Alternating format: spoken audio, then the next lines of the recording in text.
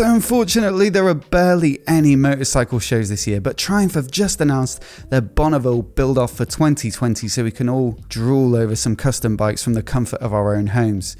It's a dealer competition, so much like the Bobber build-off last year at the Bike Shed or Harley's Battle of the Kings, dealers can choose any of the 900 Bonnevilles or the 1200s and then use their in-house teams to customize them to the best of their abilities.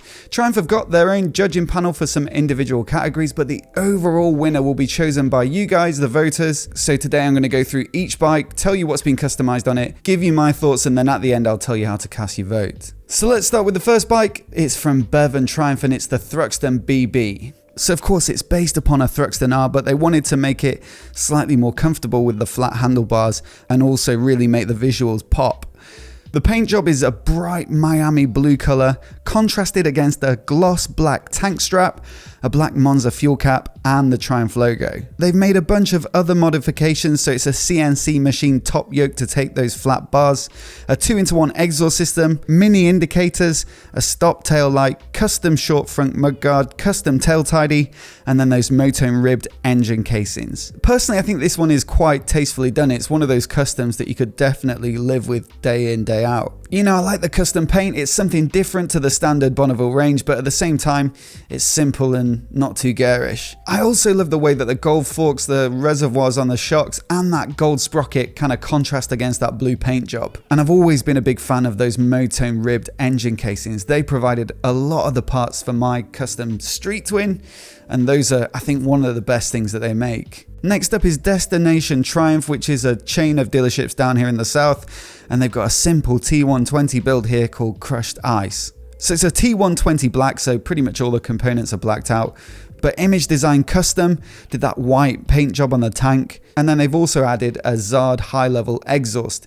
I wouldn't say this is the most ambitious of the builds in this competition. It's probably not going to be a front runner, but it's still a lovely looking bike, and Zard exhaust sounds so good. The one that springs to mind is the custom BMW R45 that I rode recently. That had Zard exhaust as well, and they just sounded fantastic.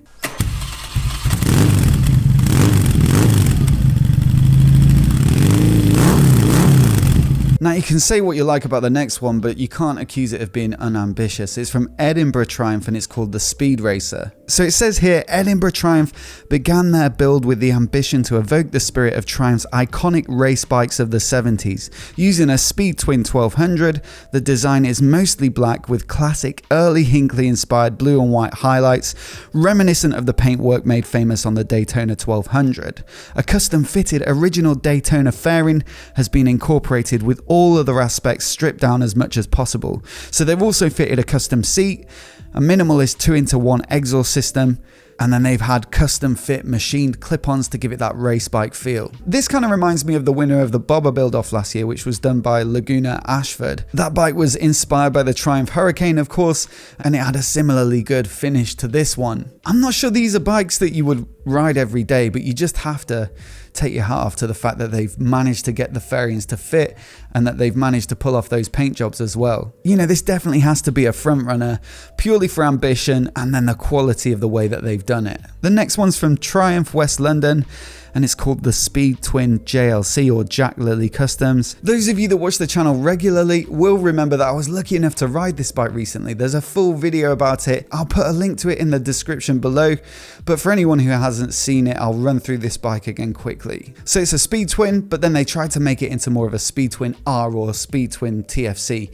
The front end is basically entirely a THRUXTON TFC, so you've got those fully adjustable, super high spec Öhlins forks, super high spec Brembo brakes, and then you've got a top yoke that comes as part of a kit for a flat bar conversion for the THRUXTON forks, so it'll take those original Speed Twin bars. The fully adjustable Öhlins shocks come from a THRUXTON R, and then they fitted a tail tidy SC Project exhaust, and then they've had the wheels painted gold. I absolutely loved riding this bike, especially back to back with the stock Speed Twin. It really feels like a practical build that's brought the most out of the Speed Twin. It's already a pretty capable bike, but the improvement in the quality of the suspension, it's just so noticeable as soon as you jump off the stock Speed Twin and onto that bike. So next up from Norfolk Triumph, we've got the flat Bonnie. Now here in the notes it says that Lings Motor Group, owners of Norfolk Triumph, has a well-established association with the off-road sector in Norfolk and across the UK. Connor Bunkle, who took a major role in the design and the build, also races motocross at a high level, so it's no wonder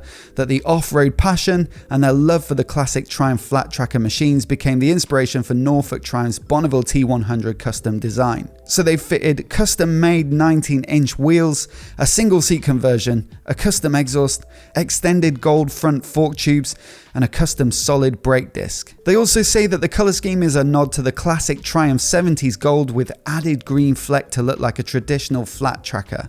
And for me, this one is a bit of a combo of a practical build. You know, it looks like it would perform better at flat tracking than a standard T100 certainly, but also something quite ambitious visually. Probably my favourite little touch on this bike though is the number board on the front with the 18, and then in the gaps of the 8 there, they've got 2 LED headlights. What a neat little touch.